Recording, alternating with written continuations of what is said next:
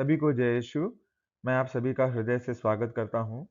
आज हम मत्ती के सुसमाचार अध्याय 6 1 से 18 पर मनन करेंगे। यह संदेश मत्ती रचित सुसमाचार पर चल रही हमारी श्रृंखला का एक भाग है और विशेष रूप से हमारे प्रभु के पहाड़ी के उपदेश में बताए गए स्वर्ग के राज्य के सिद्धांतों पर आधारित उप श्रृंखला का हिस्सा है, जो मत्ती अध्याय 5 से 7 में लिखा गया है। इस वीडियो को देखने से पहले मैं आपसे निवेदन करता हूँ कि पहले अपनी बाइबल से इस पवित्र वचन के भाग को पढ़ें। परमेश्वर का वचन स्वयं इस वीडियो में कही गई किसी भी बात से कहीं अधिक महत्वपूर्ण और प्रभावशाली है। इस वीडियो में हम देखेंगे कि धर्म कार्यों को करने का सही तरीका क्या है, हमें प्रार्थना सही रीति से कैसे करनी चाहिए और उपवास करने का सही तरीका क्या होता है। यदि आपको यह वीडियो अच्छा और उपयोगी लगे, तो कृपया इसे लाइक करें, शेयर करें और चैनल को सब्सक्राइब ज़रूर करें। आप अपने विचार, सीख या सवाल कमेंट सेक्शन में ज़रूर लिखें। मुझे आपसे सुनकर बहुत खुशी होगी और मैं आपके कमेंट्स का उत्तर देने की पूरी कोशिश करूँगा। तो चलिए, मत्ती के सुसमाचार अध्याय 6 में आगे बढ़ते हैं। पद संख्या 1। सावधान रहो, लोगों का ध्यान आकर्षित करने के लिए अपने धर्म कार्यों का प्रदर्शन ना करो। नहीं तो तुम अपने स्वर्गीय पिता के पुरस्कार से वंचित रह जाओगे। धर्म कार्य क्या है? वे काम जो हम प्रभु और उनकी कलीसिया के लिए करते हैं। यहाँ कुछ उदाहरण दिए गए हैं। कुछ बाहरी या शारीरिक हैं और कुछ आत्मिक। लेकिन यदि ये काम लोगों से प्रशंसा या पहचान पाने के लिए किए जाए, तो प्रभु कहते हैं हमें स्वर्गीय पिता से कोई प्रतिफल नहीं मिलता।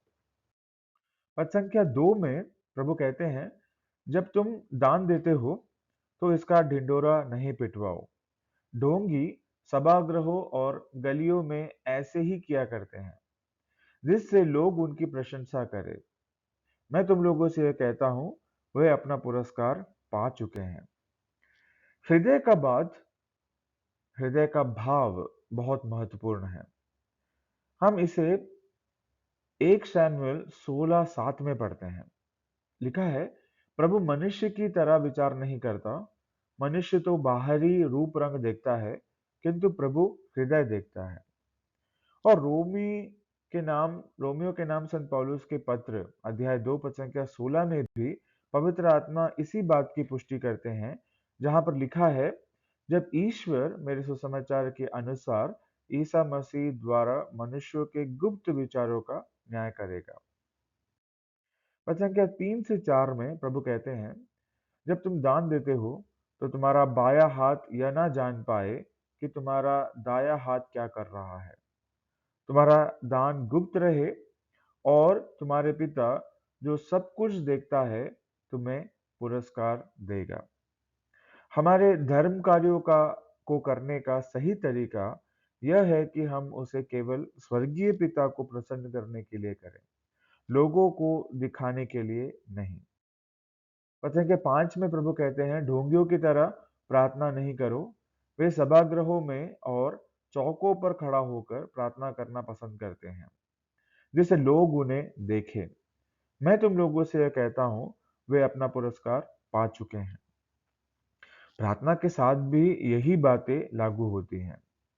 प्रार्थना हमारे और परमेश्वर के बीच की बातचीत है। वह वास्तविक है, इसलिए हमारी प्रार्थनाएं भी सच्ची और वास्तविक होनी चाहिए। प्रार्थना दूसरों को दिखाने का प्रदर्शन नहीं है। उसमें घमंड या अपनी बड़ाई के लिए कोई स्थान नहीं है। वचन संख्या 6 में प्रभु कहते हैं, जब तुम प्रार्थना करते हो, तो अपने कमरे में जाकर द्वार बंद कर लो और एकांत में अपने पिता से प्रार्थना करो। तुम्हारा पिता जो एकांत को भी देखता है, तुम्हें पुरस्कार देगा। यह हमारे और परमेश्वर के साथ हमारे व्यक्तिगत संबंध पर आधारित है। केवल यीशु ही हमारे मन के विचारों को सुन सकते हैं। इसलिए ऐसी प्रार्थना करें जो उन्हें प्रसन्न करे। वचन के 7 से 8 में प्रभु कहते हैं, प्रार्थना करते समय गैर यहूदियों की तरह रट नहीं लगाओ। वे समझते हैं कि लंबी-लंबी प्रार्थनाएं करने से हमारी सुनवाई होती है। उनके समान नहीं बनो। क्योंकि तुम्हारे मांगने से पहले ही तुम्हारा पिता जानता है कि तुम्हें किन किन चीजों की जरूरत है। ऐसे शब्द या बातें जो दिल से नहीं निकलती या केवल लंबी लंबी प्रार्थनाएं हैं, उनका कोई अर्थ नहीं है। प्रभु हमारे साथ हैं, वे इमानुएल हैं, वे सब जानते हैं। बस अपनी जरूरतों को सरलता से उनके सामने प्रकट करने की जरूरत है। वचन के 9 से 13 में प्रभु इस प्रकार से कहते हैं, तो इस प्रकार प्रार्थना किया करो, स्वर्ग में विराजमान हमारे पिता, तेरा नाम पवित्र माना जाए, तेरा राज्य आए, तेरी इच्छा जैसे स्वर्ग में वैसे पृथ्वी पर भी पूरी हो।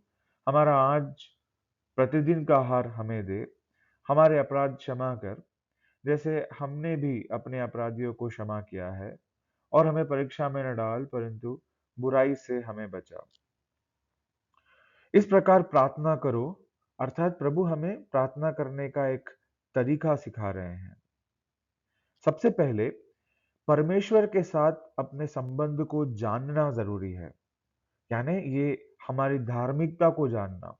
और याद रखें, हमारी जो सच्ची धार्मिकता है वह केवल यीशु मसीह की धार्मिकता है। दूसरा, घोषणा करना होता है। हम परमेश्वर द्वारा दी गई हमारी आधिकारिकता का उपयोग कर पृथ्वी पर परमेश्वर के राज्य की घोषणा करते हैं।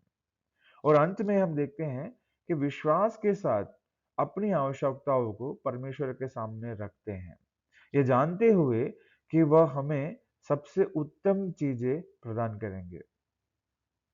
परमेश्वर के साथ अपने संबंध को बताना, जानना। दूसरा, घोषणा करना। और तीसरा, अपनी विनती या प्रभु पर अपनी निर्भरता का प्रदर्शन। वचन संख्या 14 और 15 में प्रभु कहते हैं, यदि तुम दूसरों के अपराध क्षमा करोगे, तो तुम्हारा स्वर्गीय पिता भी तुम्हें क्षमा करेगा। परंतु यदि तुम दूसरों को क्षमा नहीं करोगे, तो तुम्हारा पिता भी तुम्हारे अपराध क्षमा नहीं करेगा। हमारी क्षमा शर्तों के साथ जुड़ी हुई है। मसीही जीवन का अर्थ है यीशु के शिष्य बनना, उनके पीछे चलना और उनका अनुसरण करना। जिस प्रकार उन्होंने हमारे पापों को क्षमा किया, उसी प्रकार हमें भी दूसरों को क्षमा करना आवश्यक है। यहाँ कोई विकल्प नहीं है, अनिवार्य है। पद संख्या 16 में प्रभु कहते हैं, ढोंगियों की तरह मुंह उदास बनाकर उपवास नहीं करो। वे अपना मुंह मलिन बना लेते हैं, जिससे लोग ये समझे कि वे उपवास कर रहे हैं। मैं तुम लोगों से कहता हूं, वे अपना पुरस्कार पा चुके हैं। उपवास अपने आप को लोगों के सामने दिखाने का अवसर नहीं है, बल्कि प्रभु के सामने अपने आप को प्रस्तुत करने का, प्रभु के पास आने का समय है। पद संख्या 17 और 18 में प्रभु कहते हैं, जब तुम उपवास करते हो, तो अपने सिर में तेल लगाओ और अपना मुंह धो लो, जिससे लोगों को नहीं, केवल तुम्हारे पिता को जो अदृश्य है, यह पता चले कि तुम उपवास कर रहे हो। तुम्हारा पिता जो अदृश्य को भी देखता है, तुम्हें पुरस्कार देगा। पिछली दो बातों की तरह उपवास भी प्रभु को प्रसन्न करने के लिए किया जाता है। तो उपवास क्या है? उपवास यानी उपधन वास। उप यानी ऊपर, वास यानी निवास करना। यानी उपवास का मतलब होता है ऊपर स्वर्ग में निवास करना, प्रभु के साथ वसना। उपवास स्वयं को दीन करने का एक तरीका है। उपवास शरीर की इच्छाओं को दबाने, कष्ट देने का भी एक तरीका है।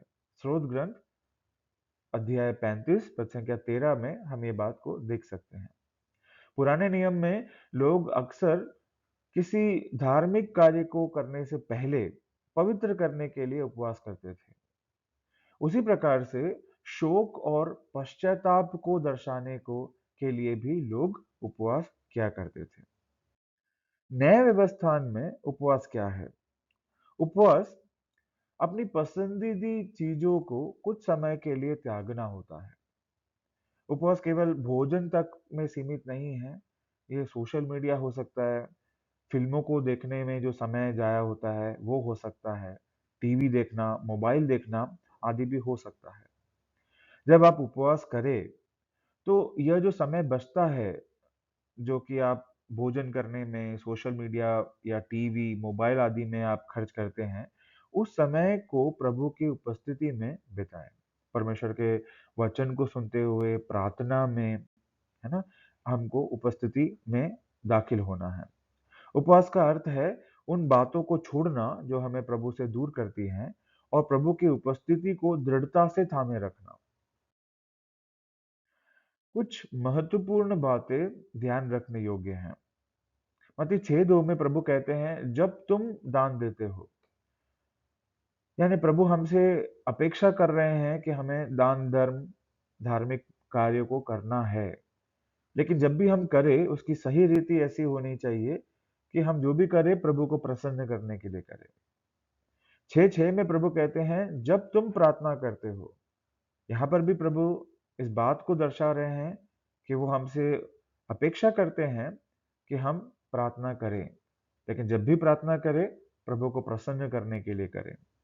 उसी प्रकार से मत्ती 6:17 में लिखा है, "जब तुम उपवास करते हो", यानी प्रभु हमसे यह बात की एक्सपेक्टेशन, हमसे ये बात की उम्मीद करते हैं कि हम उपवास करेंगे। लेकिन जब भी करें, तो इस तरीके से करें कि हम प्रभु को प्रसन्न कर सकें। तो अब हम जान गए हैं। तो आज के वीडियो में बस इतना ही। हम फिर मिलेंगे मत्ती के सुसमाचार पर एक और वीडियो में। तब तक प्रभु में बने रहिए। जय यीशु।